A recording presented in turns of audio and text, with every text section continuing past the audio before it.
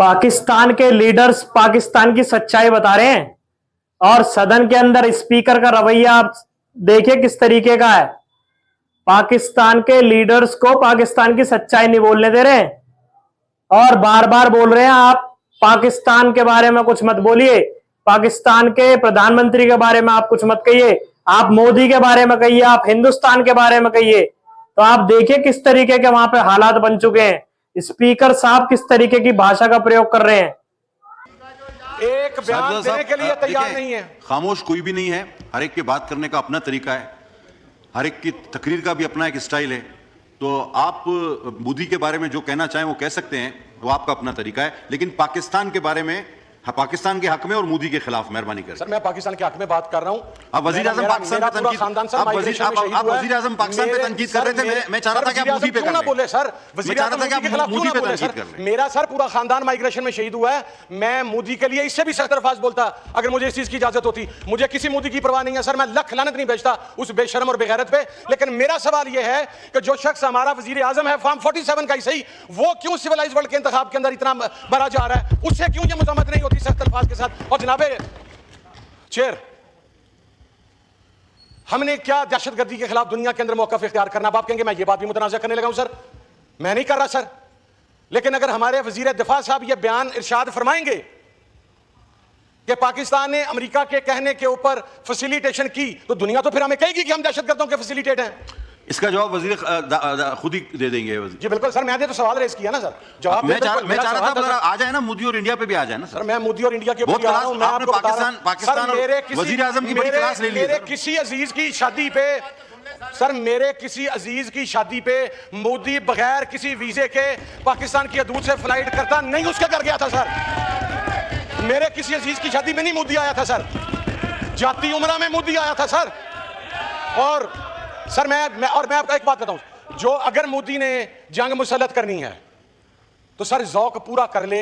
ये कौम ला इलाहा इल्लल्लाह मुहम्मद रसूलुल्लाह पढ़ने वाली है।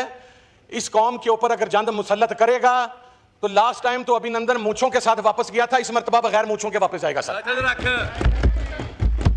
अगली बात सर, इंडिया ने तो अभी जारियत कर दी सर, उन्होंने सिंध माहदे को मुअत्तल करने का ऐलान कर दिया।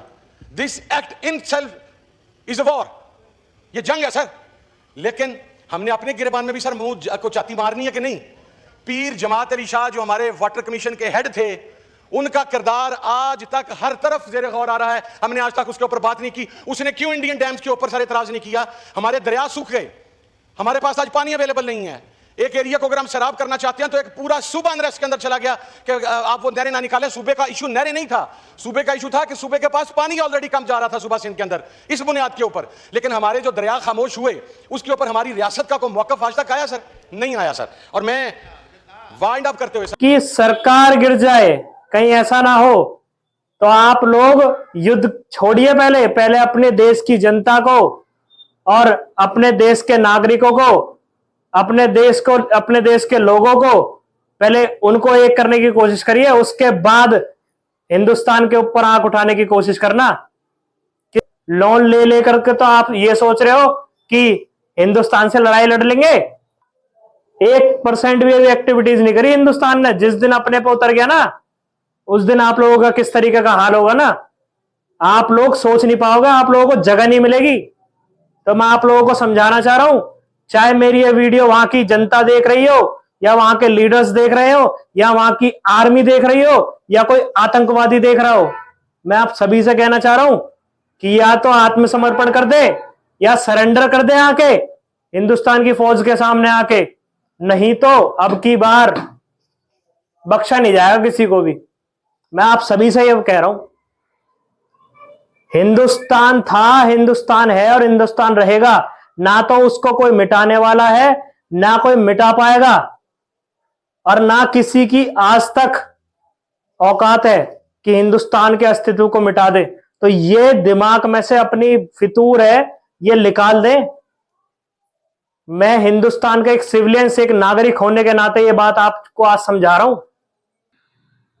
आप जिस भाषा में समझना चाहोगे ना, अब की बार उस भाषा में आपको समझाया जाएगा।